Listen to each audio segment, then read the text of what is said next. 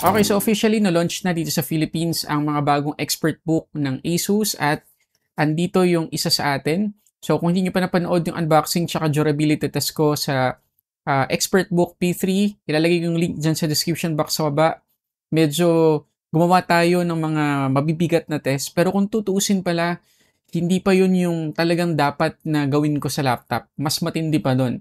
Kasi kwento ko lang sa inyo, doon sa launch event, may iba't ibang test na ginawa doon sa mismong event sa mga laptop na bagong release ng ASUS, yung mga expert book series. Meron tayong hinge test, meron din tayong drop test, pwede rin dito mag-port test.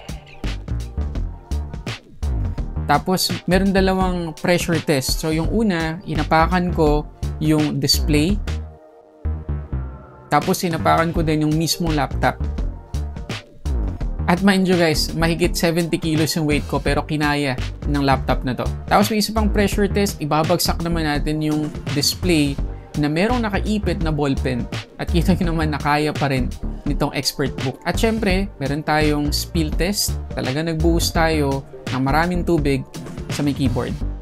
At lahat yon ay na-survive ng expert book kaya malaking malaking proof na talagang pagdating sa durability, kakaiba talaga tong laptop na to at magtatagal sa atin to. Kasi kahit saan natin dalhin, yung mga extreme situations, halimbawa, ito isang scenario lang, magta-travel tayo.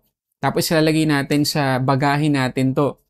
Hindi tayo mag-aalala na halimbawa, mabagsak yung luggage natin o kaya mapitpit, tapos nandun yung laptop. Hindi tayo mag-aalala na masisira yung ating expert book. Ganun po siya katibay. At napakadami pang sinabi ng ASUS tungkol sa pagiging matibay ng laptop nila.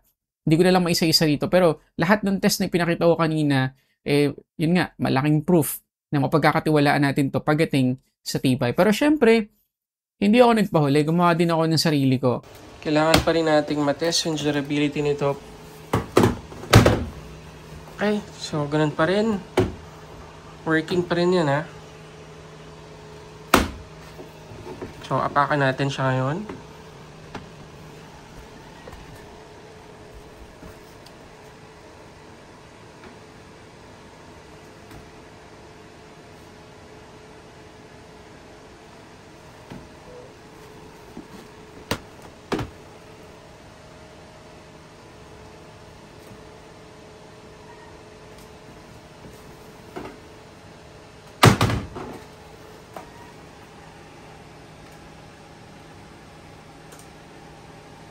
Working pa rin, guys.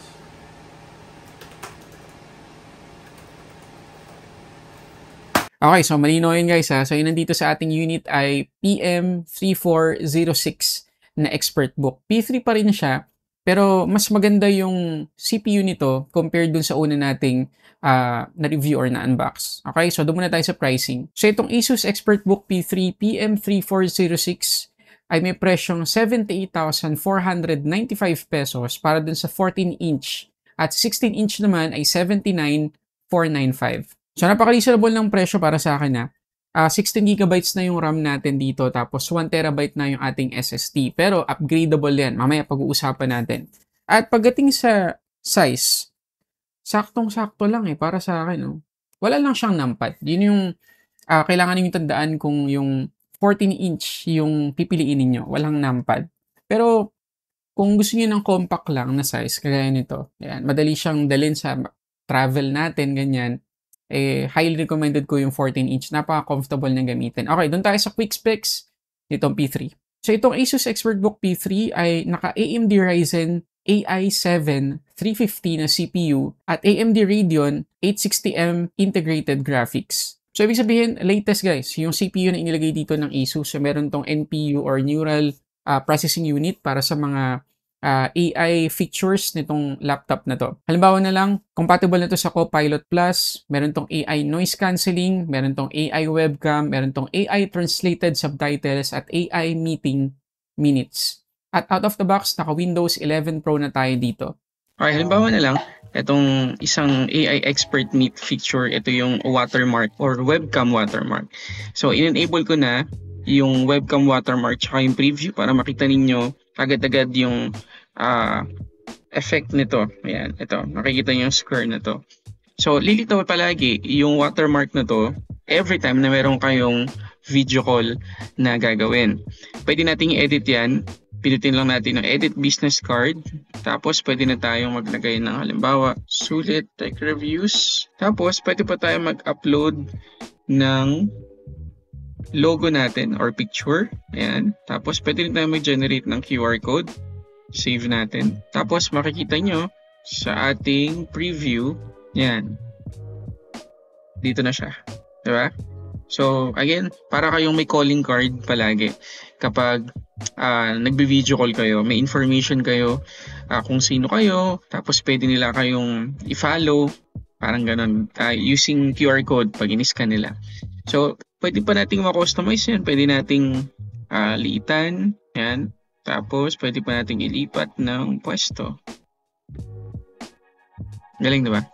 Ito naman yung AI Expert Meet na AI Meeting Minutes. So, basically, yung ginagawa nito ay i-record yung meeting natin. Pipindutin lang natin to tapos magre-record na siya ng audio. Tapos, mamaya, pwede nating i-transcribe.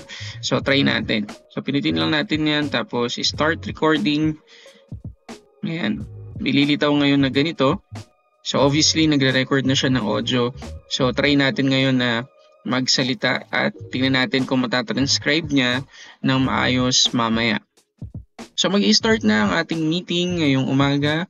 At ang pag-uusapan natin ay ang mga properties dito sa Quezon City sa halagang 3 million pesos. Yan, stop natin. Tapos, meron kayo makikita ngayon na start transcript. So sa ngayon, medyo limited pa yung mga languages na nandito pero sabi ng ASUS, madadagdagan pa yan in the future kasama na ang Tagalog. Pwede rin natin enable yung multiple speakers recognition kung sakaling maraming tao tayong na-record maliban pa sa boses natin para maihiwalay niya sa transcript. So okay lang natin yan. Tapos hintayin lang natin matranscribe into English yung na-record niyang audio. Pero kung minsan Tagalog din tingnan natin. Ayan. So, Tagalog guys, yung na-record niya. Ayan. Kita nyo? So, word for word talagang na-transcribe niya na maayos. Ang galing, diba?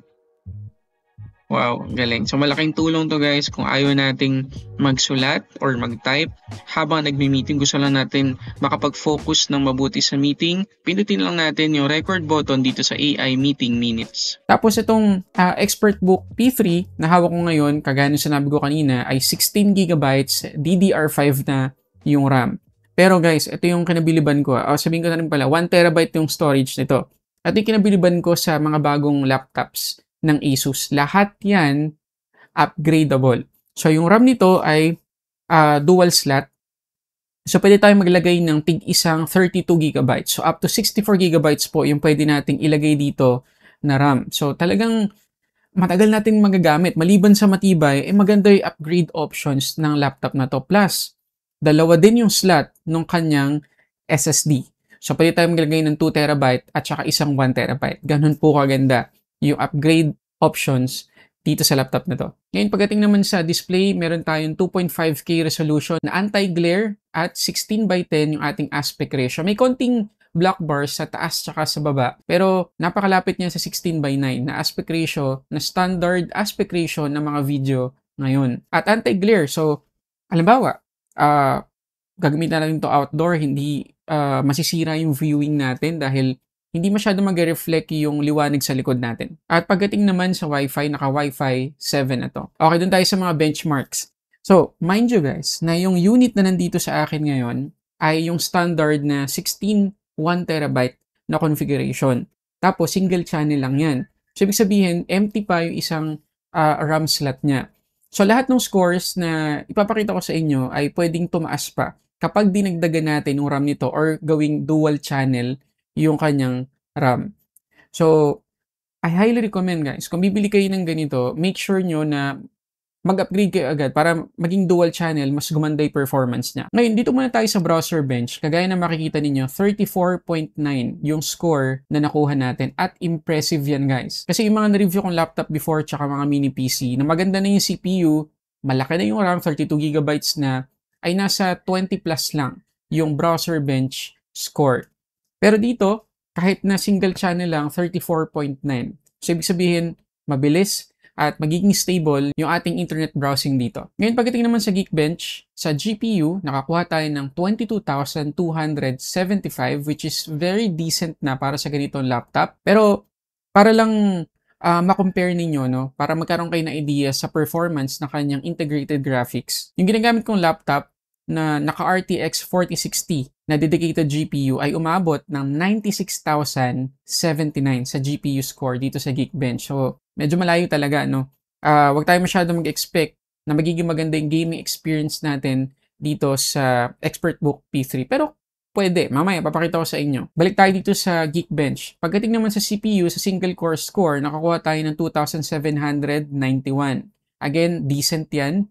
At sa multi-core score ay umabot tayo ng 10,830 na score. Magagandang numbers na po yan at sigurado na makakaya nito yung mga video editing, yung mga photo editing, mga ganyan. Yung mga creative works, kayang-kaya po natin gawin dito sa laptop na to. Pero, ibang usapan na yung rendering. Dito sa DaVinci Resolve, okay naman yung pag-scrub natin sa timeline, walang problema. Basta bababaan lang natin yung resolution nung preview. Pero again, kagaya na sinabi ko kanina, ibang usapan na kasi yung rendering. Ngayon, dito sa ginagamit kong laptop na isa na merong 4060 dedicated graphics, yung 4K na nasa 18 minutes yung length ng video ay na-render ko ng mga 25 minutes hanggang 45 minutes. Ay depende kung anong mga layers tsaka effects yung naka-apply nung video editor namin. Pero, nung in-export ko yung project na yun, tapos nilipat ko dito at dito ako render para lang matesting kung okay siya sa pag-render ng video, medyo na doble. So, kung 25 minutes dun sa naka-dedicated graphics, dito, 1 hour. Ngayon, pagdating dun sa gaming, kagaya na sinabi ko kanina, kayang-kaya naman niya. Hindi lang tayo aasa na magiging sagad yung graphics. Hindi niya kakayanin yon. Hindi rin to pang high FPS na gaming. So, kagaya nito sa Subnautica, hindi naman sobrang intensive ng graphics. Pero nakaya naman niya sa medium graphics setting. So, yung mga ganitong games, kayang-kaya po basta nakasaksak or nakacharge yung ating P3.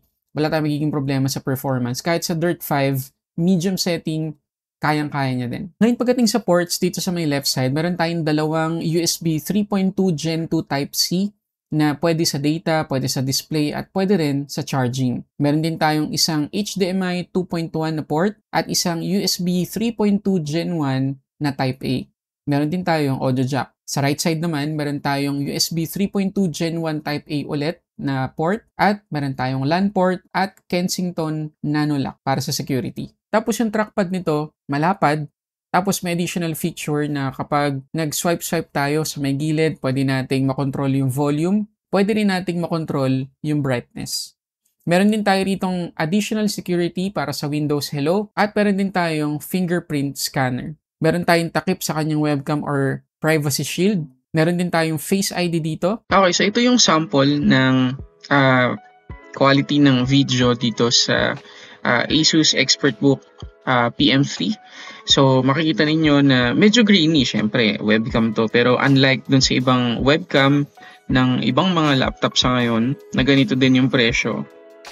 Maayos to guys, kita nyo naman ang galaw natin, wala tayong ghosting masyado. Tapos wala pa tayong nakabukas na ilaw dito sa harap natin, maliban sa nasa ceiling. So, try natin ngayon na magbukas ng ilaw.